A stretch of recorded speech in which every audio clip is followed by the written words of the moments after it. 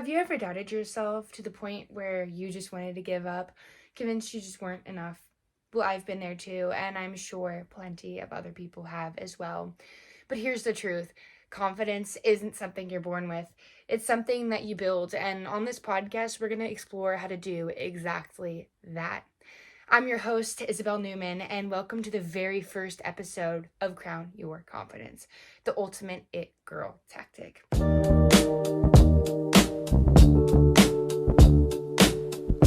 Before we jump right into the podcast and the nitty gritty, I just want to give you guys a rundown of what the future will bring to this podcast series and what you should expect. So, this show is all about helping young women like you and I build confidence and step into our own power through better communication skills, stronger leadership, real resilience, and emotional intelligence that helps keep us grounded both emotionally and physically and let us stay glowing.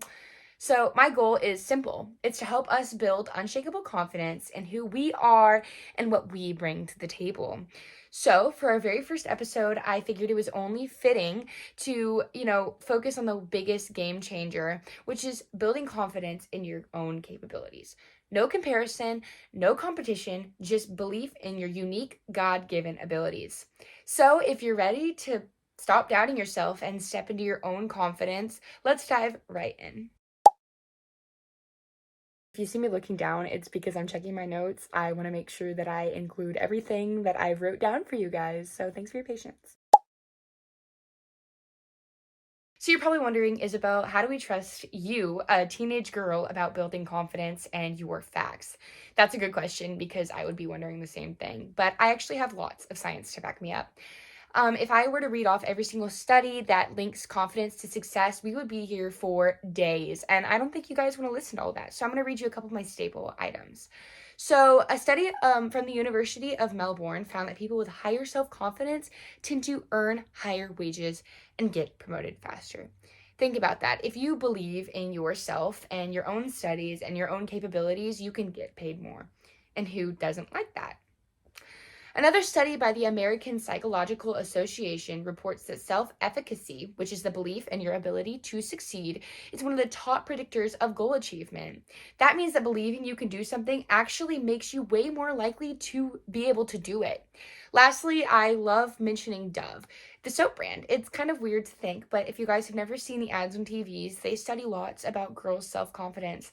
And in a generation where we're always on our phones and comparing ourselves to others, that's extremely important to remind ourselves. So they found in a survey that 8 out of 10 girls feel more confident when they believe in their own personal abilities instead of their looks. So, confidence isn't about appearance or perfection. It's actually about your mindset, your habits, and your belief that you are capable even when things may feel hard or you may feel uncomfortable. If you think about it, every confident person you admire, they didn't start that way. They built it through practice, self trust, taking small risks, and believing in themselves. So, let's talk about how you can do that too. So my first tip is to start small. Confidence is like a muscle. You can't just walk into the gym one day and pick up a 200-pound dumbbell and be like, I'm gonna curl this. It's gonna go horribly wrong. You might pull a muscle, you might look like a complete idiot. So instead, you're gonna have to go to the gym and increase your weight every day and increase your reps, and eventually you could possibly be able to lift that 300-pound weight or 200-pound weight, whatever I said. Confidence is just like that. Increasing small steps every single day is going to eventually help you succeed at the big thing you want to. So, if you're terrified of public speaking, instead of going up on stage in front of hundreds of people and delivering a speech, you could start small by going up to somebody in the hallway and tell them you like their shoes, or raising your hand in class and giving your own personal opinion. Every small step rewrites your brain to say, I did that and I can continue doing that. And when you collect enough of those small wins, suddenly the big challenges don't feel so impossible and out of reach. So here's my challenge for you for the week. Pick something that scares you, but not to the point where you're gonna have a panic attack, something a little less scary, but something like public speaking or stepping into a new corner of the gym like free weights. And make that your confidence rep for the week. Do it once and see the adrenaline rush it gives you and how it makes you feel. I'm sure you will feel great and you'll want to keep doing that throughout the week and continue to succeed. My second step is to keep promises for yourself. This one is very huge. Every time you tell yourself you're going to do something and you don't, you lose trust in yourself. So if you tell yourself you're going to wake up early and go to the gym, or you're going to drink enough water, or you're going to, study and finish your project, you don't do it and you don't accomplish it, you're going to lose trust in yourself. How are you supposed to be confident in your own mind if you can't even complete self-discipline?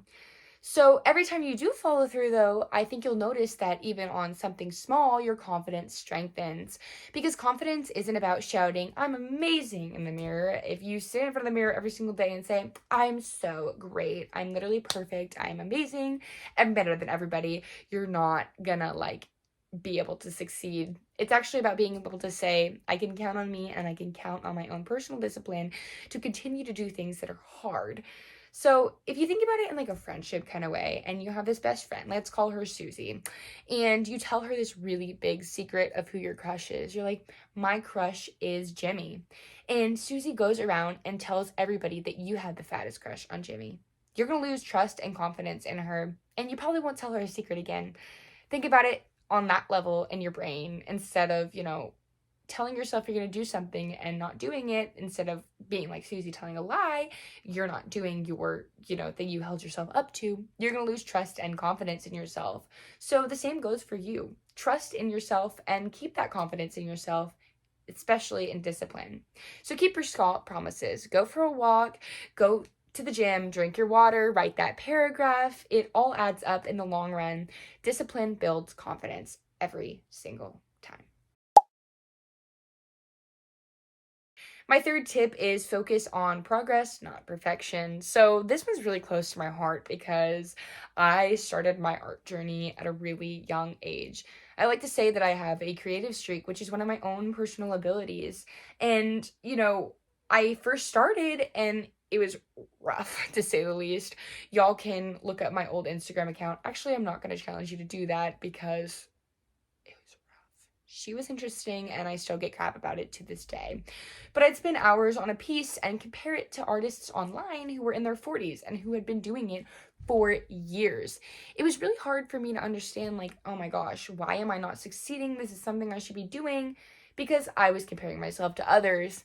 I compared and I judged and I almost gave up on myself. But the moment I stopped chasing perfection and started focusing on my own personal progress, everything changed. I actually started to enjoy drawing, and, ironically, my skills grew better. So instead of saying, I'm not good enough yet, saying, I'm not good enough for this, I'll never be good enough for this, try saying, I'm better than I was yesterday.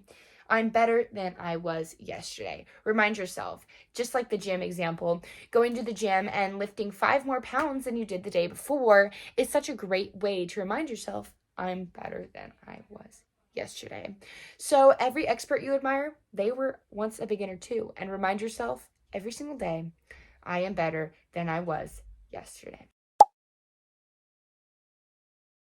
My fourth and last tip for this episode is surrounding yourself with positive vibes. So, think back to the scientific part. If you have your own trust in your own capabilities and confidence in your own capabilities, it's proven scientifically that you can succeed. Your brain has a lot more power than you give itself capability for. Confidence is contagious, and the people and messages you surround yourself with will shape you how you see yourself. So let's start with your mindset. Catch yourself when you're saying negative things. Replace I can't do this with it's hard, but I can figure it out with progress. You're not lying to yourself, you're retraining your thoughts to be supportive and not sabotaging yourself. Then let's think about our friends. Are they people who lift you up or pull you down? True confidence thrives in environments or encouragement. Find the people who see your potential and who celebrate your growth and who challenge you to become better. Finally, let's talk about social media. I've had lots of body image issues, and it's basically stemmed from social media. I'm not the only one, and I know that. I've seen it amongst many other studies that I've read, because social media is really tearing us down as a society. Social media takes perfect clips, and if you could see my setup right now, I would look like a complete idiot. I have a ring light, another light, my computer with my notes. I look stupid, but you guys don't see that, and remember that when you look at social media. When you see the girl who goes for runs every day, maybe think about the fact that she may not include days where she's feeling tired or PMSing. Surround yourself with positive social media. I follow this girl on Instagram who reminds me what it's like to be normal, and I think you guys should start partaking in stuff like that as well. So, contagious confidence is so important, and surrounding yourself with people who support you, a mindset that supports you, and a social media presence that supports you is extremely important in succeeding in this confidence journey. So, here's your guys' call to action this week. Do one thing that scares you just a little. I mentioned this previously, and I'm going to mention it to you again because if you want to become confident, listening to a podcast is not going to help. But responding to my call of action is going to. Maybe it's introducing yourself to someone new, like I mentioned, or speaking up in a meeting or in class. Whatever it is, do it scared. An example of me doing this is stepping into my new pageant life, where I just competed in my first ever Miss America organization pageant on Saturday. I had to get up in front of, I think it was 8 judges and interview. It was horrifying, but I admitted to them and I was vulnerable. That's another large part of confidence that we will touch on in another episode, but I was vulnerable about my own personal struggles, and I think you guys need to possibly do that yourself. Whether that be standing up in front of pageant judges or going into a meeting and being vulnerable, or even just writing it down in your journal, reminding yourself that it's okay to be scared and to be nervous is extremely important. So every step that you take builds that muscle, brick by brick. The muscle is your brain. You can think about it like I've mentioned as the gym analogy or whatever I've been saying throughout this whole podcast, but really, brick by brick, moment by moment, building your confidence muscle is the key to success. Thank you guys so much for spending time with me today. I'm so excited that you decided to take, 15 minutes out of your day to listen to me and my silly little podcast. I appreciate it. So, whether you're somebody from my school or a person I follow on Instagram, I'm extremely thankful for your time and your video view. I hope this episode spoke to you. And if it did, I'd like for you to leave a comment below on how you're going to step outside of your own comfort zone this week. Share it with a friend even, or someone who might need to be reminded of her own personal power. And remember, your confidence is a crown you will never take off. So straighten it, hold your head high, and walk into this week knowing that you are capable to take on that little challenge. You are growing and you are enough. Once again, I'm Isabel, and this is Crown Your Confidence, the ultimate it girl tactic. Stay tuned because next week has another episode on how to step into your own confidence. Until then, keep showing up for yourself imperfectly but